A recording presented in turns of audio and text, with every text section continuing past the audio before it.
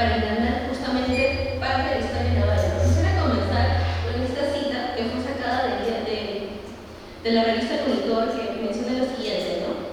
Nadie es indispensable, pero es que hay muchos hombres cuyos servicios son necesarios y hasta irreemplazables, por la larga experiencia, conocimiento y gran cariño de nuestra Armada. Esta es una cita que se colocó en El Monitor en el año 1972 con respecto a su fallecimiento. Siguiente diapositiva. Bueno, acá tenemos la tabla de contenido. Si yo les nos vamos a enfocar un poco en saber cuáles fueron sus aportes, ¿no? Como primer director del Museo Naval. Creo que es necesario también conocer previamente quién fue, sobre su historia familiar, su paso por la Escuela Naval y entre otros hitos, ¿no? Siguiente diapositiva. Bueno, primeros años de vida. Como ya lo había mencionado el comandante Leer, comandante Elías nació el 22 de abril de 1901. Este año se ha conmemorado 124 años de su nacimiento en la ciudad de Ica. Sus padres fueron don Ricardo Elías de Quintana y doña Corina Murguía de Colmenares, quienes habían contraído matrimonio en la ciudad de Lima el 26 de diciembre de 1900. Estudió en el Colegio San Luis de Gonzaga, en donde tuvo sus primeros acercamientos justamente a las materias de historia, ¿no? Acá podemos ver una fotografía de lo que es este colegio, emblemático, ¿no? De muchos años. Siguiente diapositiva. Lo que respecta a, bueno, una vez que concluyó sus estudios, él ingresó a la Escuela Naval el 5 de marzo de 1918. Justamente su ingreso va a coincidir cuando, mejor dicho, a partir de que llega el presidente Leguía al poder en 1919, se va a contratar una misión naval americana que va a llevar a cabo una serie de reformas, ¿no? Que busca más o menos reestructurar lo que es la marina, modernizarla. Él va a vivir durante todo este proceso de cambios que se va a dar a lo largo de los 6 años de estudio que él va a permanecer en la escuela. Por ejemplo, ¿no? Como le había indicado, la primera disposición de esta misión naval americana va a ser disponer que el capitán de fragata Charles Gordon Navy asuma la dirección de la escuela naval, ¿no? Y aquí es donde se van a intensificar, por ejemplo, los horarios de entrenamiento, de estudios, por ejemplo.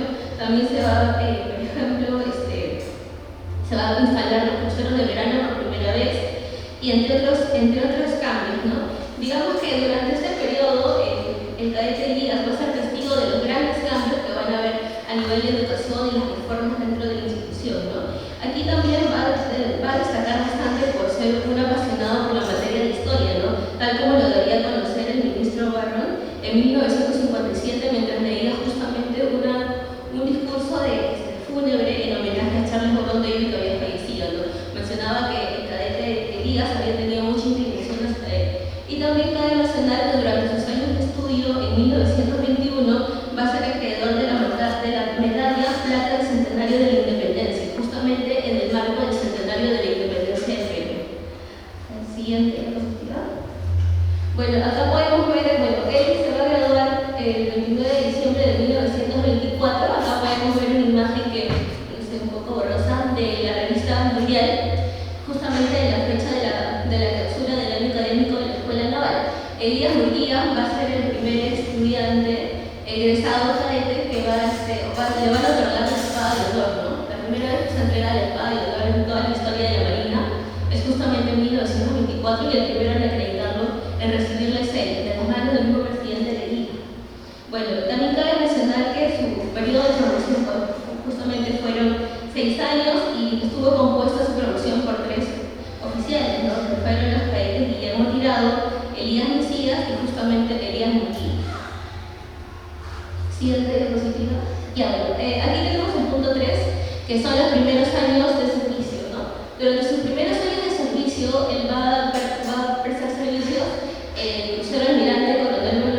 el crucero Coronel Bolognesi y Almirante Grau, ¿no? Posteriormente, el 1 de febrero de 1928, se le va a otorgar el grado de teniente segundo. Al año siguiente va a ser enviado a la zona de Loreto y posteriormente, docente de 1930, teniente primero. Hacia 1932 se encontraba nuevamente escribiendo en el Almirante Grau, justamente en este contexto de 1932. Es un año, digamos, álgido para el Perú, porque va a haber, por un lado, muchas protestas por parte del partido aprista, ¿no? Y justamente una de estas es que el crucero Bolognesi lo van a tomar una facción del partido aprista va a intentar sublevarse y él va a estar a bordo de esta unidad y bueno, va a justamente vivir toda esta experiencia, ¿no? Por eso me decía que a partir de su biografía podemos ir viendo como cambios o hitos importantes en la historia de la Marina, ¿no? Este suceso va a tener lugar el 9 de mayo del mismo año de 1932 en la ciudad de Panamá. Siguiente, por favor. Bien.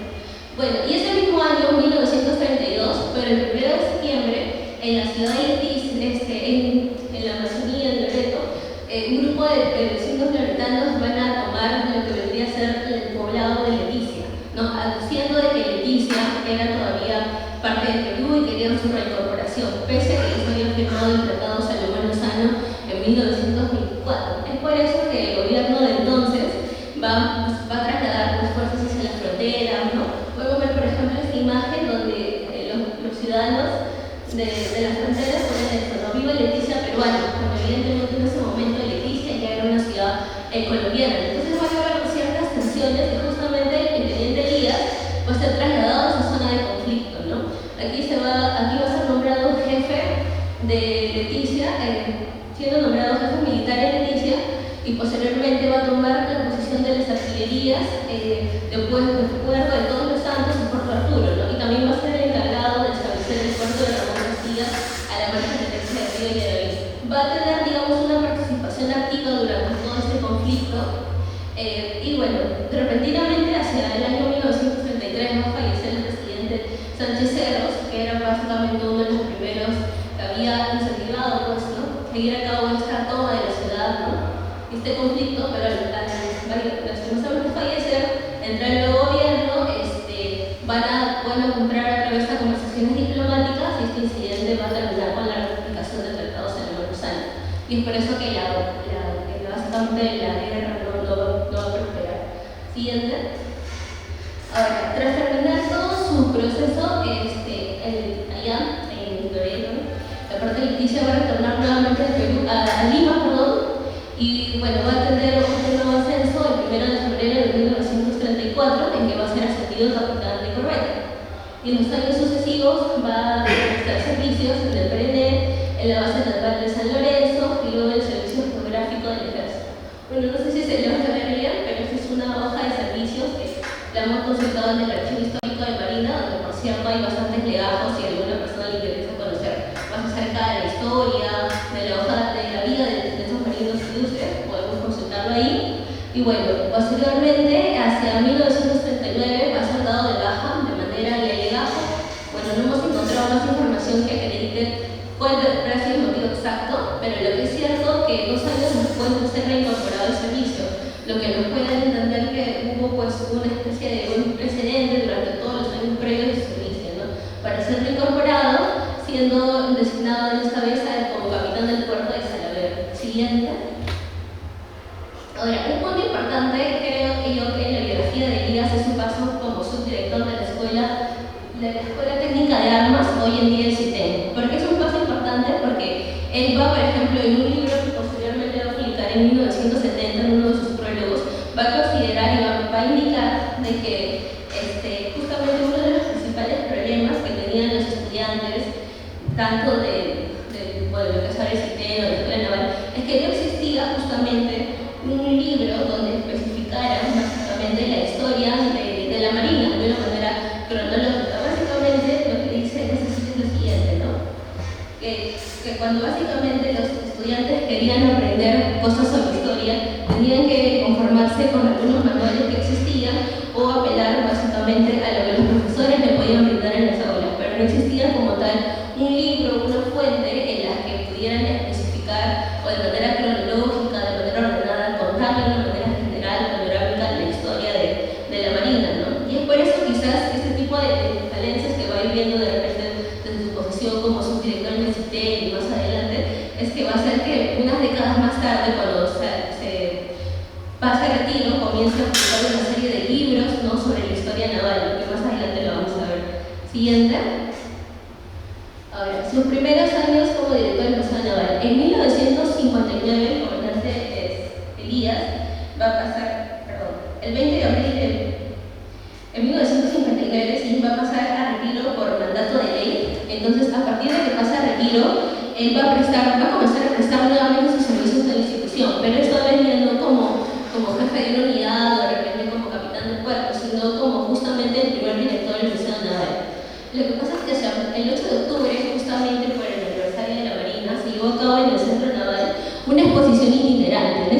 exposición básicamente se van a colocar, pues, por ejemplo, los objetos que han recuperado de ciertas unidades que estaban en desuso, y van a generar una colección de objetos. Esta colección de objetos va a ser expuesta, ¿no?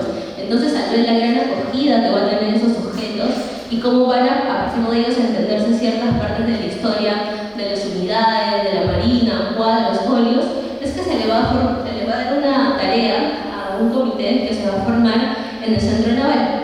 Este comité, mediante el Decreto Supremo del 14 de noviembre de 1958, va a fundar justamente lo que hoy en día conocemos como el Museo Naval del Perú.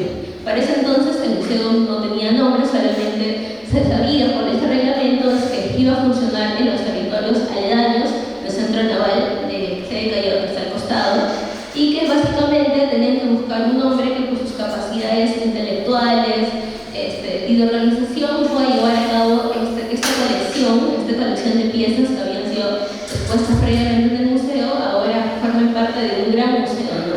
Justamente los antecedentes de este museo en el que nos encontramos hoy en día. Es así que el capitán de navío en retiro, Elías, va a ser asignado en este cargo mediante resolución ministerial del 2 de septiembre de 1959. Siguiente, por favor. Ahora, esta es una foto de la fachada de lo que era el museo hace unas décadas.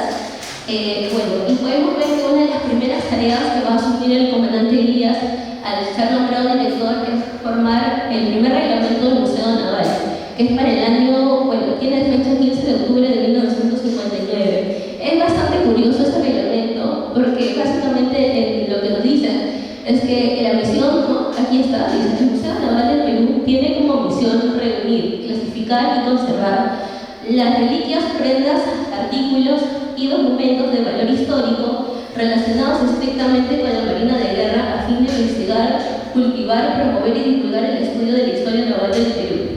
Es bastante curioso porque, por ejemplo, a nivel internacional tenemos el ICOM, que es el Instituto de Museos, de Consultoría de Museos a nivel internacional, y el ICOM, por ejemplo, una de sus primeras definiciones de museo que va a dar es hacia 1946, después va a dar en 54, y en estas definiciones, primeras definiciones de museo, en ningún momento básicamente va a indicar de que una de las definiciones de museo sea investigar, por ejemplo. Básicamente indicaban tener una colección de objetos. Es una visión bastante visionaria, bastante empírica para entonces, ¿no? Porque hoy en día tenemos como concepto del museo como un lugar de acogida, donde las personas pueden investigar, donde puedes enseñar, educar, ¿no? Pero para ese tiempo es un concepto bastante innovador. Siguiente, por favor. Bueno, en este manual también se va a especificar cuáles son las zonas, mejor dicho, cómo va a estar distribuido el museo, ¿no? Dice que el museo básicamente va a contar con un hall donde va a estar documentos sobre la conquista, juegos coloniales, bustos sobre los fundadores de la Marina, reliquias, ¿no? Sobre los cañones, etc. En la segunda sala es más o menos, esta es una imagen referencial de hacia 1958, de cómo más o menos estaría compuesto el museo.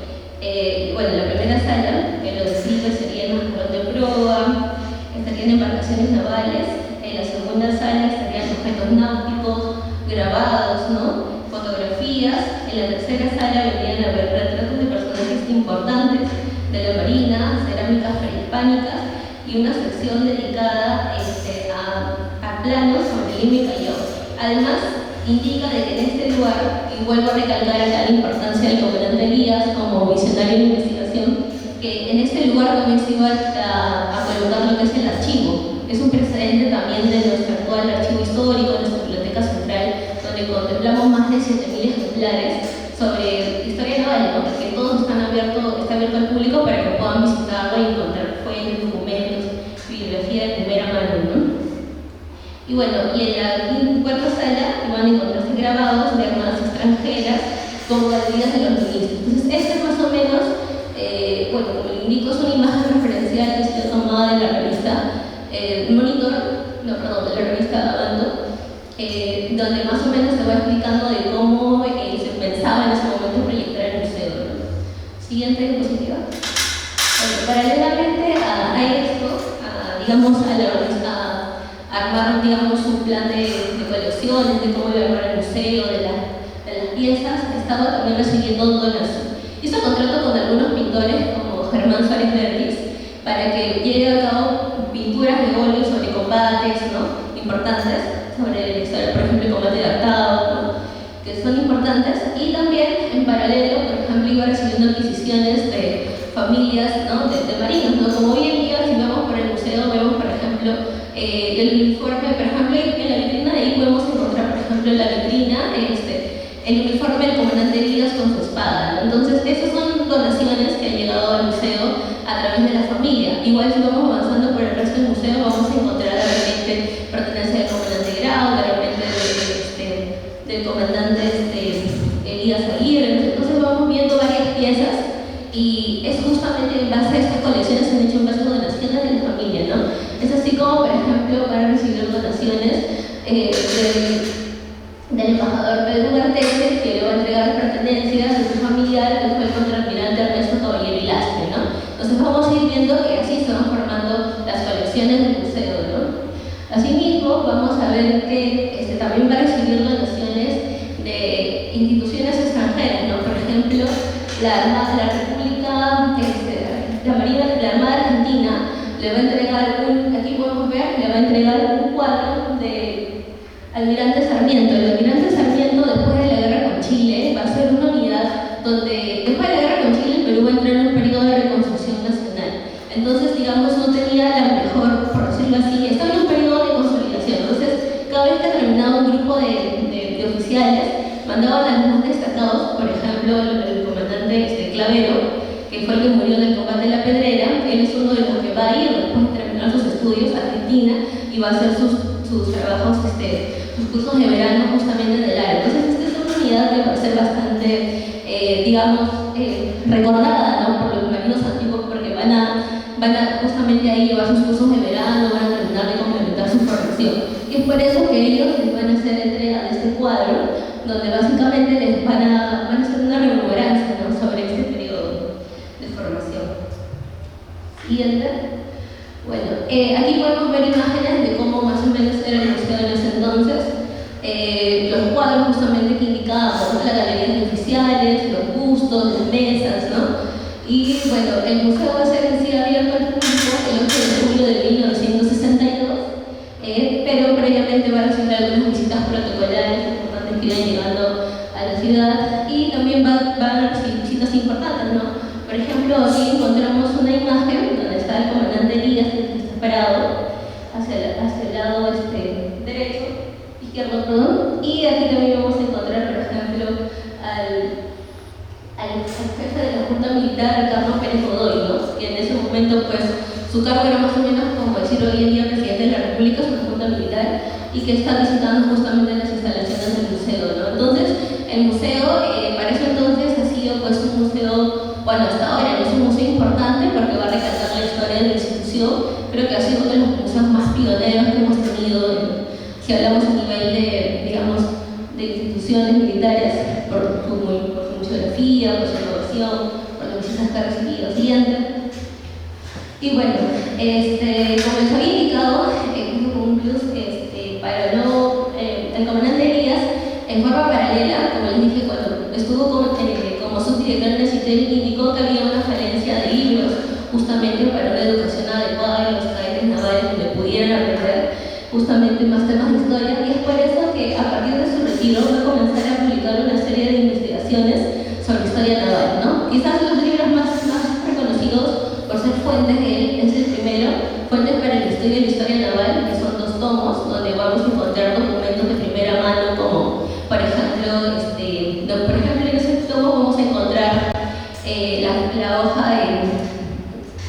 la lista de revistas de los oficiales que estuvieron en el monitor Huasca durante el combate de Angamos, ¿no? Vamos a encontrar documentos sobre de repente oficiales, sobre parques azaguíes, ¿no? Entonces es una fuente muy importante, y justamente es por eso que en el contexto del sesquicentenario, los 150 años de la independencia del Perú, que el gobierno justamente lo va a llamar para que escriba el tomo 7, volumen 1, volumen 2, de Fuentes de la Historia, ¿no?, la Marina, ¿no? Entonces aquí también es importante recalcar su aporte, que no solamente se quedó a nivel institucional, sino salió hacia afuera, porque de repente en la colección del sesquicentenario es una grandísima colección donde no solamente se ven libros o fuentes a nivel militar, se ven fuentes, por ejemplo, epístolas, se van a ver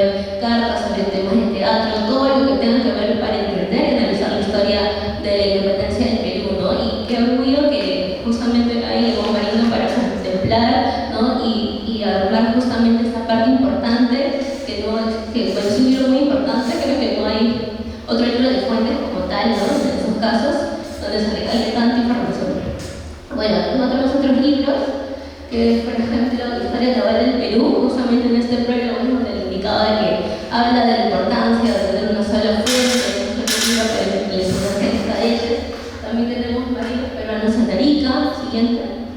También tenemos este libro de un convenio de la obra Luminaria del Mar. También tenemos Historia Marítima de la Peruanidad a partir de 1958.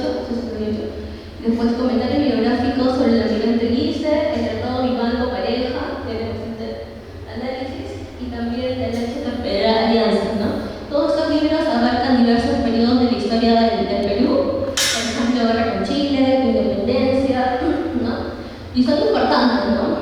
Quizás a nivel hermenéutico son de repente bastante ricos porque te permiten, son fuentes como primarias. Es lo novedoso de él también porque coloca mucho análisis a pie de página.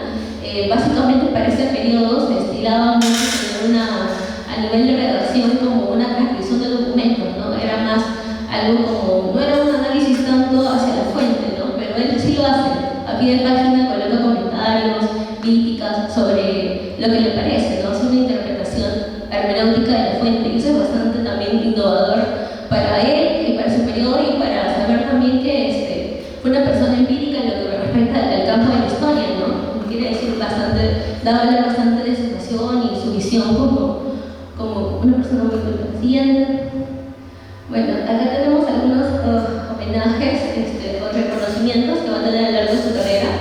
Como les indiqué, durante su estadía en la Escuela Naval recibió en 1921 la medalla centenario de la Independencia, siendo cadete aún. Después, debido a su destacada participación durante el conflicto con Colombia en 1932-33, lo van a hacer miembro de la Benemérita Sociedad Fundadores de la Patria.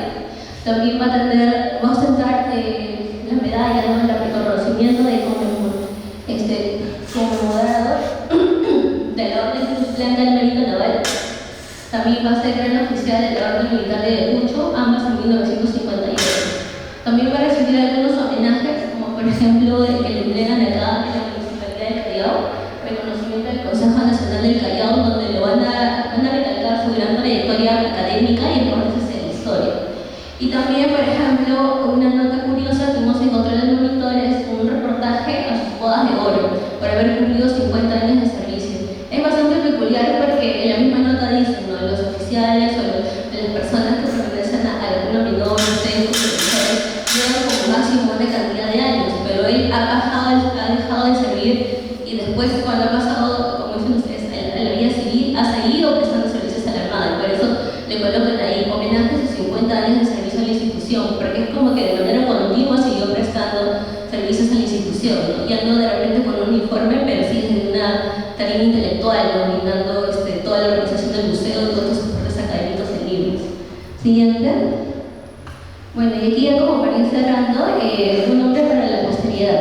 ¿Por qué un nombre para la posteridad? Bueno, acá le ponemos su nombre, ¿no? Cómo queda renombrado nuestro museo. Don Elías dejó de existir un 23 de octubre de 1972 en la ciudad de Lima a los 72 años. Sus restos en ese momento van a ser velados en la Sociedad Benemérita. Él era presidente de esa institución, posteriormente van a ser trasladados a su ciudad natal de Ica. Y bueno, a partir de esto, el gobierno, ¿no? Va a dar un decreto supremo del 7 de noviembre de 1972, días después nomás de su fallecimiento, en el cual básicamente va a indicar de que el Museo Naval del Callao, este museo que hasta ese momento no tenía nombre, recibía por nombre Museo Naval del Callao, capitán de navío Julio Elías Munguía, ¿no? Y es aquí básicamente porque el museo va a recibir su nombre, ¿no? Por todo, como lo hemos indicado, todo el trabajo de implementación, de organización del museo desde sus primeros años, ¿no? Desde que estaba en cero, desde 1959, ¿no? Acá vemos una pequeña biografía que se hizo en el monitor en homenaje a él, el siguiente, y bueno, y acá podemos ver pues también básicamente pues, ¿no? La resolución con la cual se le va a otorgar ese nombre al museo, y bueno, acá una nota de prensa, ¿no? Del monitor, donde se hace la develación de la placa, ¿no? Cuando este museo va a ser bautizado justamente con este nombre. Bueno, para terminar las conclusiones, como había indicado, yo creo que la trayectoria del comandante Elías es importante porque no solamente nos ayuda a entender pues, cómo se fundó este museo, cómo se ha organizado a través del tiempo, cómo de repente es la génesis en sí de una institución, ¿no? Cómo se va formando, sino también porque a partir de su biografía y en realidad de varios marinos en general de la historia del Perú, te permite ser un hilo conductor con el cual tú puedes ir a partir de la persona analizando, ¿no?, ciertos hitos importantes de la historia, porque la persona no va alejado de su contexto, ¿no? Es un punto dentro de un contexto, entonces es importante porque a ella permite justamente entender, ¿no?, los cambios en la organización de la Armada con la misión naval americana, el conflicto con Leticia, que vamos a tener en el 32, perdón, Colombia por Leticia. Luego vamos a ver pues, cómo se funda el museo, cómo se organiza, ¿no? Y entonces te permite ver hitos importantes dentro de toda la historia naval, ¿no? Y también, pues, como les digo, es una forma de poder rendir homenaje y conocer más acerca de este personaje, pues, que ha servido, ¿no?, más de 50 años en institución y que es, pues, definitivamente un personaje importante, ¿no?, para ella. Finalmente, siguiente, les muestro un poco de las referencias. Bueno, no creo que no se pueden ver, pero en general esta información ha sido tomada, tanto fotos, material como la revista Monitor, ¿no?, mundial, todo del Archivo Histórico de Marina, donde hay bastantes imágenes, fuentes primarias de primera mano que están abiertas al público y que pueden servir para cualquier persona que esté interesada en investigar y conocer más acerca de la historia naval, ¿no? Entonces también es una invitación para que, pues, si desean, puedan consultar y conocer más sobre esta persona. Sería todo de mi parte.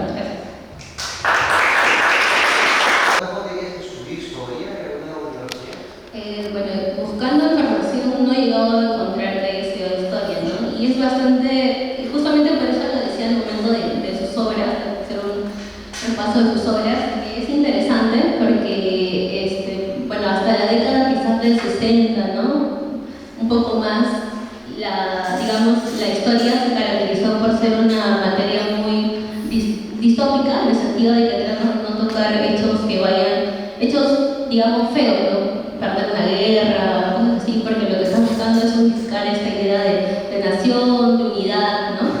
Y básicamente era copiar la fuente, lo encontraba hasta escribirla, ¿no? Pero él es bastante innovador en ese sentido, porque va a escoger, justamente va a colocar bastantes críticas, ¿no?, y comentarios, ¿no?, también en sus 100 páginas, que obviamente también había sido influenciado por otros historiadores como Ignacio Vega, más precedentes, ¿no?, que él también lo cita, ¿no?, y dice justamente que falta complementar partes que ellos no han terminado. Entonces, él se adjudica esa tarea, ¿no? Pero sí es bastante interesante su trabajo.